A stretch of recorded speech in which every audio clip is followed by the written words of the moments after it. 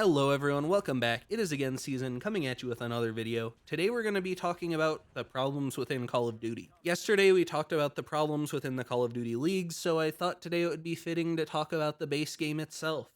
And before we do get into the video, please remember to drop a like and subscribe if you haven't already. Helps me out an absolute ton. But now let's get on to the video.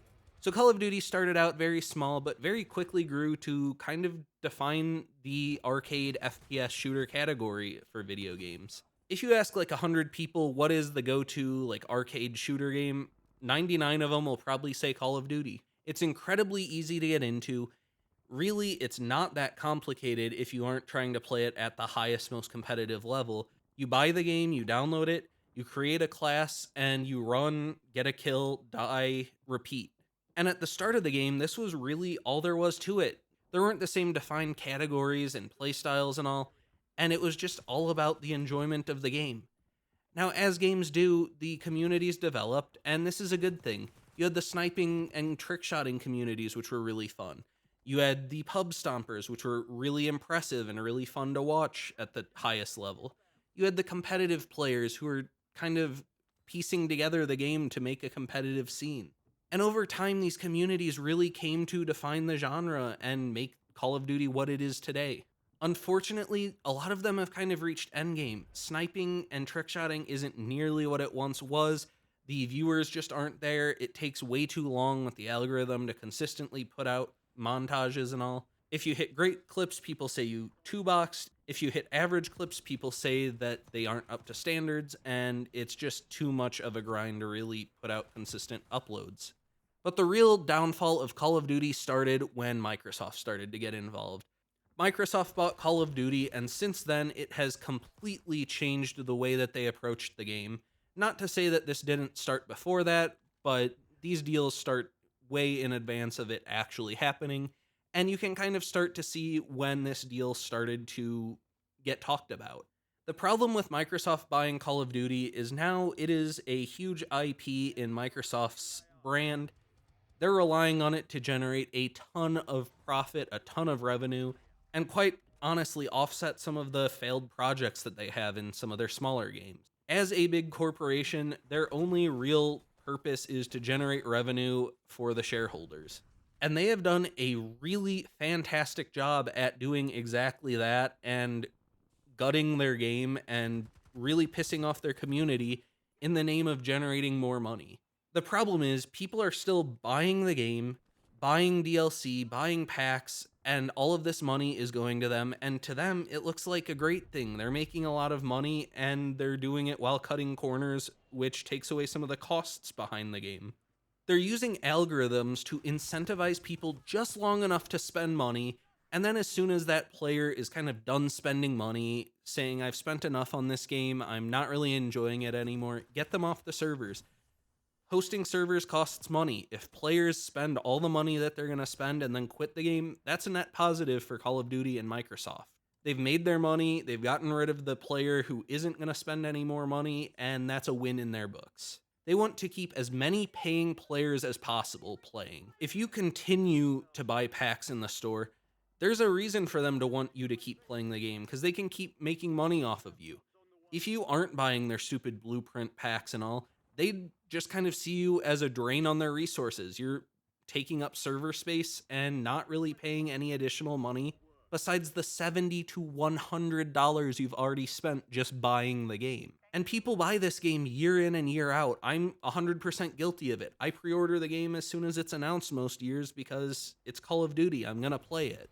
And kind of going back to my first point, at the start they were trying to build this community. Now they have such a dedicated community, and it's such a monopoly in this kind of arcade FPS genre that they know people are going to buy it, whether it's absolute garbage or the greatest game ever released.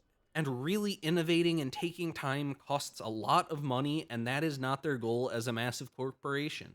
And one of the things that I've noticed them doing more and more often, and it's becoming even more obvious with bringing back Verdansk, is they're just recycling content. Look at the MW3 maps. Those are all remakes of maps from, I believe it was MW2, that they just straight ripped, made minor changes, added in doors because apparently doors are necessary in Call of Duty now. And they released the game with just those maps, and it took them months to release other maps that honestly were pretty decent. I miss Rio and Six Star and all of that. But they knew that they could recycle content. I mean, we've got Verdansk coming back. The D13 sector, or whatever it's called, was straight ripped from Black Ops 3, I believe. Low effort, recycled content costs a lot less than really sitting down and innovating, and it keeps the community happy enough to keep playing the game and spending money. Another thing they do is drop nostalgia bombs. I mean, look at MW3's maps. Like I said, it's recycled content, but it brings back that feeling of, oh, this is the old map. I really enjoyed this map in MW2. So in this recent release, they just re-released the exact map and kind of capitalize off of that on their community. Another problem is the content creation and competitive community.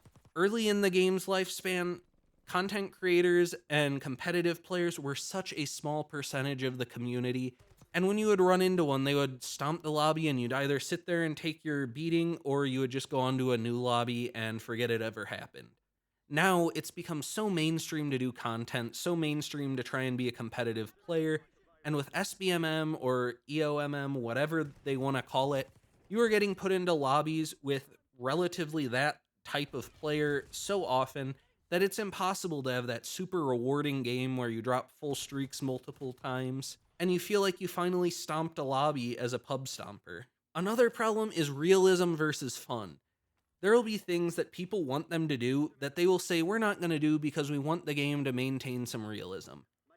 But the second that realism no longer makes them money is when they don't care about realism. They will throw the Teenage Mutant Ninja Turtles in their game because they know it's going to make a ton of money. That's not even remotely close to realism, but since it makes money, they can look past that in this case. But if it's something that would benefit the player, who cares? The community is just so big that it's impossible to come together and demand change.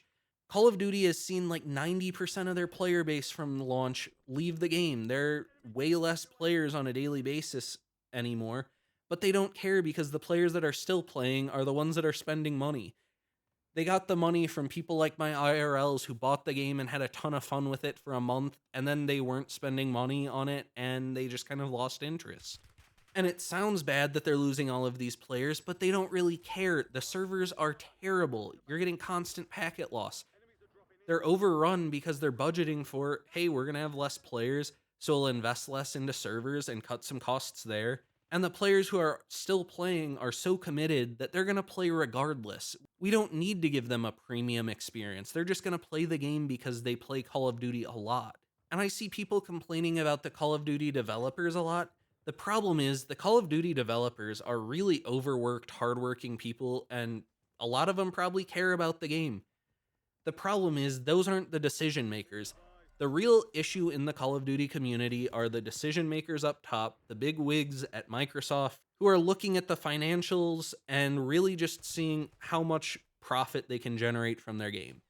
They don't care about the experience, they don't care about the game. No matter how much they go out there on release and say we really care about the player, we're making changes this year, they don't care. They're making empty promises, knowing that they can snowball that into revenue and make a lot more money off of saying all of the changes they're supposedly making, when in reality, the only change they're making is seeing more and more profit from their game and a community that is losing interest in their game because they just don't really care about it. And this is a real shame because Call of Duty is still kind of fun. Black Ops 6 was such a swing and miss because there is so much good about the game. The movement feels incredibly smooth. The gunplay is very rewarding and fun. It uses some of these old things from old Call of Duties that are really, really good. Rank play system would be really fantastic if there were better maps and a working anti-cheat. The problem is, like that Tim the Tatman clip, they have such underpaid interns that the cheat developers are getting the files before they're even live and developing cheats for day one. But as long as people keep spending money, Call of Duty will go back to their old tricks and see it as a win in their books because they're making money. And the unfortunate reality, as I've said throughout this video, is they do not care about the community. At this point, they only see you as a dollar sign, and your only value to them is spending more money on the game. I'm really upset with it because I would love to see Call of Duty return to its prime, return to being a great game, but as long as it's only there to generate profit, I don't really see a path forward for it. But these are just my opinions. Let me know down in the comments if you agree or disagree. Let me know what you think they could do to fix the game. My links are all down in the description. Please remember to drop a like, subscribe if you haven't already. Check out all of my links down below, as I said, and I will see you soon with another video. Bye.